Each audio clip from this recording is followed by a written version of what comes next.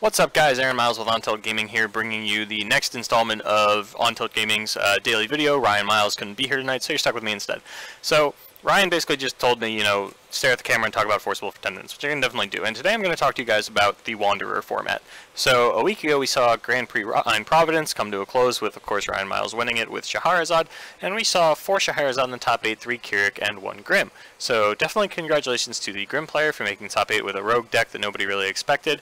And I want to kind of talk about the Wanderer format, why we thought it looked the way it was, like why we thought it was going to look like what we thought it was going to look like, why it looked like what it actually looked like, and how I think it would look going forward. So, when the Wanderer ban list got announced, obviously a lot of people were like, oh, fair Gwyber.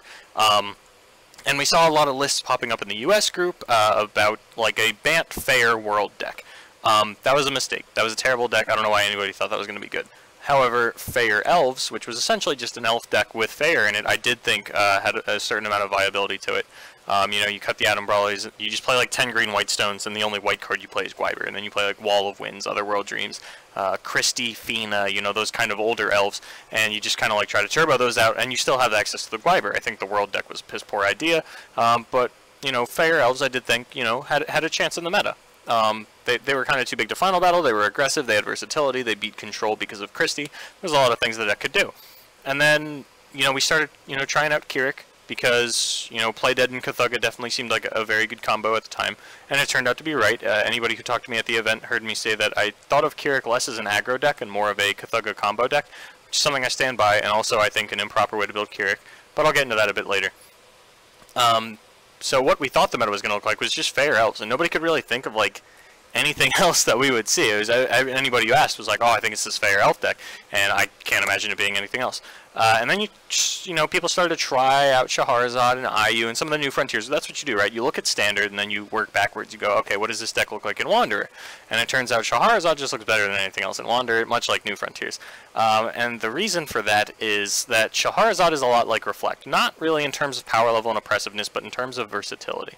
So, in New Frontiers, because of the limited ruler pool, you look at a ruler and you go, wow, this is a really cool ability, I want to build a deck around this. You look at Imul and you go, oh, I get a flip in a 3-drop, what can I do with this? And then you find Life-Stealing Altar, you find Rachel, you find, you get into like this Phaley Jupiter thing, and you go, okay, cool, I've got a deck.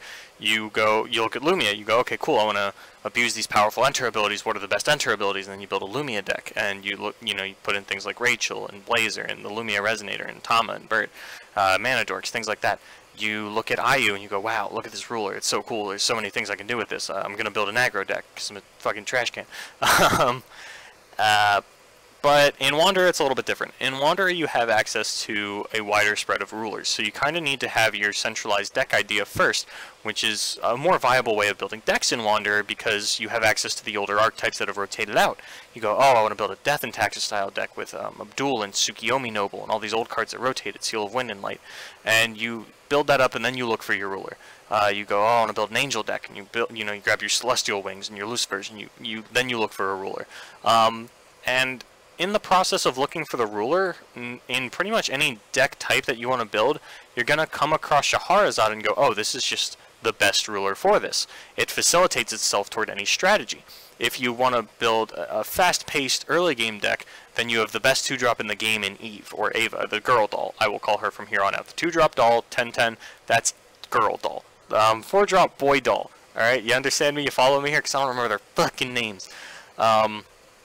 So if you're building like an early game deck like Death and Taxes or something, you're like, okay, cool, I can use like this 10-10 beater to, hit my opponent, while, building up my board of like Abdul and all these other things, and Final Battle is going to be harder for them to play against me, which is the reason Death and Taxes isn't played right now, that and the rotation of Tsukiyomi Noble.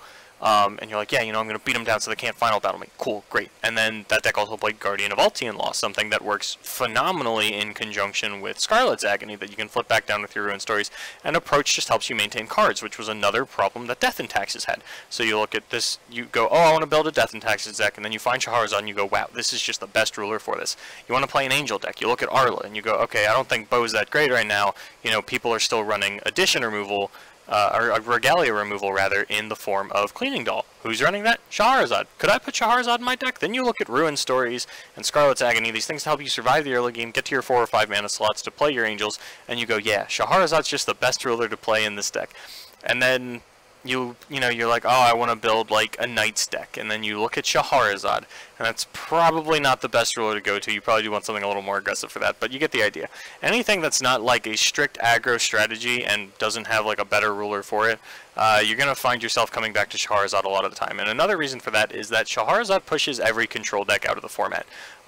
If you want to play, Val 3 with Flames, that was like your cool thing. You go back to the look at a ruler, pick a deck strategy. You do that with like Vlad, Vlad, Val 3, Mikage, anything like that. Any of these like draw go things where you just want to kill everything your opponent plays isn't going to do jack shit against Scheherazade, because they just approach and ruin stories down the approach, and they just loop you. And you're not going to, beat them in a card advantage war. And the fact that they just kind of accidentally have access to that, no matter what kind of deck they're playing, is a huge issue in a format that was supposed to be, a little more fair and a little more balanced and a little more widespread. We essentially just got a new Frontiers clone, and I'm very disappointed in it. I'm not happy with how Rhode Island went. So then we, take it a step past that, and we look into how the decks are going to be built. So, you have access to this approach loop. Control decks aren't an issue. Cool, great. Then you start looking at cards to put into, to kind of fill out the rest of your deck. You have your central strategy like Death and Taxes or whatever. Let's say Death and Taxes, because that was, something that I had in my head going into Wander, and then figured out Charizard would be the best ruler for it. Ginny is a very powerful card for any kind of mid-range deck. If you're running, Angels, Death and Taxes, some kind of combo deck, like Ginny just shuts down a lot of your opponent's plays and is relatively easy for you to get to. Eve, or Girl Doll, best 2-drop in the game, hands down. It's going to pressure your opponent just on accident. Like, it's not something that you have to commit like card slots to in order for it to be good. And then the versatility of Ruin Stories also lends itself a lot to it. Ruin Stories will fit into any strategy. Do you want to play a draw go strategy? Cool. Wall of Wind you. Loop my Approaching the Truth. You want to play like a remove all of your opponent's things? Like, oh, I'm going to make you sack a guy. Oh, I'm playing a creature deck. I'm going to get back one of my guys. Or I'm going to flip down my Last Days of a Powerless Dragonoid or my Black Tears or something. It'll keep wiping your board. Ruin Story is just a very powerful, very versatile card. And I think that kind of alludes Scheherazade to Reflect. Or not alludes, but makes her comparable to. So, it's Dolls and Ruin Stories are kind of like Orb. And what I mean by that is, if you are playing a Scheherazade deck, and you are not playing Dolls, you are going to find yourself at a disadvantage in the late game against a Scheherazade deck that is playing Dolls. And the reason for that is the power of Scheherazade's flip. As cool as her ruler ability is, and the ability to just, completely stonewall control out of a format, her J-ruler side ability is just as impactful. The ability to get a doll out of grave and deck and top deck one of your opponent's cards is an insane amount of value, and the dolls are fucking big. Even if you're not running like a doll deck, like Ryan was only running the girl dolls, like that's still 2 10s coming out alongside my flip, and I get to put something back on top of your deck, which is insane because I'm locking down your top deck with probably like a Gretel, because everybody was playing Gretel, and I'm not sure if that was an issue. I do think it makes green outclass a lot of other decks, but that's an issue I'll get into in a moment here. Back to the doll thing. Like, if you're not playing any dolls in your Scheherazade deck and your opponent goes to flip and then you realize that you don't have a counter flip, you're going to be in a really bad spot, because I don't know if everybody's figured this out yet, but when you're playing a Scheherazade mirror, you want to flip second, because then you can counteract your opponent's flip, top deck their one doll, get out boy doll, bottom deck their other doll, and then you have your Scheherazade to stonewall their Scheherazade. You can just block it and you both go back to the ruler's side, you're all much happier for it, and you still got 2 dolls chilling on the field, and you're in a very advantageous spot. So I think that the format was definitely going to lend itself more towards Scheherazade dolls being run, and the reason that I compare dolls to Orb is that if you were playing a Reflect deck, and your opponent was playing a Reflect deck with Orb, once you got to the late game, you were going to find yourself completely outclassed in an unwinnable matchup. And it's the same way with Scheherazade and dolls. Like, sure, your main deck might be better than theirs, but eventually they're just going to flip their ruler and accrue so much advantage back onto the field that you're probably going to be exhausted of resources by then, because you're both playing the same deck, you're both, going through the same amount of resources, and then all of a sudden they get like a +2 on you. That's going to blow out the matchup. And then going back to Gretel. Gretel was kind of an issue, We saw mono green aggro top solely off the back of Gretel. Not like solely off the back of Gretel, but the little red strategy that he was playing was definitely facilitated by Gretel. The ability to go like turn 1 Wendy, hit you, turn 2, play a Gretel, hit you again, play a 1-drop, hit you again, hit you with the little red. It's a very powerful combo, and Gretel's a weird card, because I don't know if I want I don't know if I want Gretel to be on the ban list. I think that she's a very powerful card, but I also think that when people think of the Wanderer format, they think of like Split Heaven and Earth, Flame of Outer World, and Gretel, depending on who you ask. But if you ask anybody what card they miss most from Wanderer, they're saying one of those 3 cards, or Grim Cluster specifically, which is, you know, what I still don't really think of like Alice Cluster as Wanderer. Like I played it in New Frontiers so much for like pretty much all of my Force of Will career up until it rotated. It was not even a year ago at this point that I just still think of Alice Cluster as New Frontiers in my mind. So if you ask anybody what card they miss most from Grim Cluster, they're going to say Flames, Gretel, or Split Heaven and Earth. So that'll tell you what kind of player they are. I myself missed Gretel the most. I thought Flames was a bad card at the time, but that's a story for another day. So yeah, I do think like Gretel's an issue, and it lends itself very powerfully to the Scheherazade deck because they have something that they can always do with that extra mana. You know, if you run Gretel in a different kind of deck and you go for 4 of it, then like you're going to find yourself kind of running out of cards a little bit because Gretel doesn't actually do anything in terms of card advantage. And if you look back at like Grim Cluster Grand Prix back when, you know, it was like Abdul and Scheherazade format, there were a few people going down to like 3 Gretel or like 3 Sacred Elf because there were cards that didn't maintain advantage. So once you add a ruler like Scheherazade that can always maintain advantage with the extra mana, you have a problem. And like Machina can do it too, but Machina is a lot more specific. You know what kind of game plan they're going for. They pretty much have to be an aggro deck. It'd be a little weird to see like a mid-rangey type Machina deck. I would say that's something I'm going to experiment with, but I'd be lying to you. But if somebody else out there, you know, you want to play a mid-range Machina deck, show it to me. I'd be happy to see it. But yeah, just that problem of, I Gretel and then I approaching the truth, or I Gretel and then like suddenly I'm ahead on mana and now I can ruin stories approaching the truth you a lot sooner than I should be able to. And I think that these are all just kind of problems that need to get fixed with the ban list. There's really like no new card I could think to print, because like I don't want you to print something more powerful than Scheherazade or more abusive of having this extra Gretel mana, right? I want you to ban something.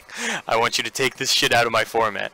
And I don't think that Keurig is such an oppressive deck that it just automatically takes over if Scheherazade gets pushed out, because I think if you push out Scheherazade with the ban list, then I think these draw-go type decks kind of come back, and it's not like, you know, aggro was the best strategy against those. Like, even when we had stealth format, maybe it would have been a little bit different with Grim Cluster, but I do think stealth actually gets more out of Grim Cluster than aggro does. Aggro just kind of gets split, and that's about it. But yeah, you know, I do want to see the format kind of reshaped and balanced and reeled back in with what we want to see. Not a New Frontiers clone. That's not what... I mean, it was very disappointing. Nobody wanted to see just a New Frontiers clone, and that's what we got. And we had that one cool Grim deck pop in, and I'm glad that it was like the Grim Ruler, because like that's a lot of people's favorite rulers from Grim Cluster, but, you know, I want to be able to play Fox again. But that's not going to happen with Demonic Deadband. But yeah, anyway, that's kind of my thoughts on the Wanderer. And how it turned out. Looking forward for the format, I do hope we see more Gwyber strategies, because that's, you know, a very powerful card that got left in Wanderer. I was trying out like a Dragon Bahamut deck for a while. It turned out to be garbage, but you know, I want people to get creative. I want it to be like a fun, open, creative format where we can see like 6 different decks in top 8. And I think we're a very long way off of that, you know, but we'll see. Anyway, for Untilt Gaming, I'm Aaron Miles. We'll see you tomorrow.